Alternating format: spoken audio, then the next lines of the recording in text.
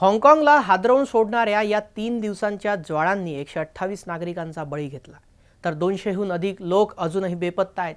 या 7 इमारतींमध्ये एकूण 1184 अपार्टमेंट, ज्यात राहत होते 4600 लोक। किती जण बाहेर पडले, किती जण अडकले अजूनही स्पष्ट नाही। ही फक्त आग नव्हती, ही एक शोकांतिका होती, जी आकाशाकडे उसळलेल्या ज्वाळांनी संपूर्ण शहराच्या श्वासावर एक धुराचं दडपण आणत होती। 391 अग्निशमनच्या गाड्या, 185 रुग्णवाहिका, 2311 अग्निशमन आणि रुग्णवाहिका कर्मचारी 3 दिवस रात्रंदिवस धडपड करत होते, परंतु आग एवढी भीषण होती की तेथील एक अग्निशमन जवानही कर्तव्य बजावताना वीरमरण पावला। वाचलेले रहिवासी याबद्दल सांगतात तर ते ऐकून काटा येतो अंगावर। अलार्म वाजलाच नाही, कुणालाच काहीच कळलं नाही। धूर पसरला, जेव्हा दिसलं तेव्हा फक्त काळोख होता आणि सगळं संपलं। खिडक्यांवर लावलेला स्पायरोफोम, जे बांधकामामध्ये वापरला जातो, त्याच पदार्थानं ही आग क्षणार्धात इमारतीवरून इमारतीकडे वेगानं धावली।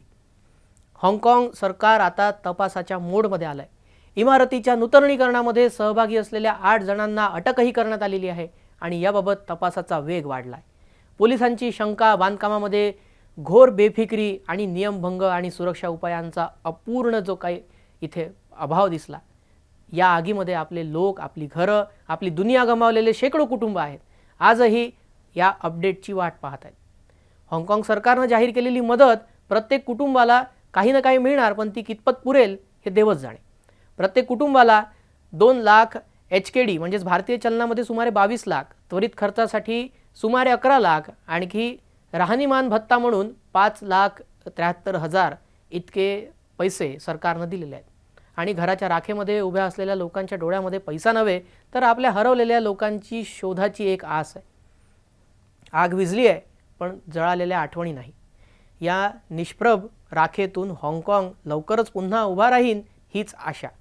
तुमचं मत खाली कमेंटमध्ये नक्की सांगा। भेटूया पुढच्या एका ग्लोबल अपडेटसह। नमस्कार।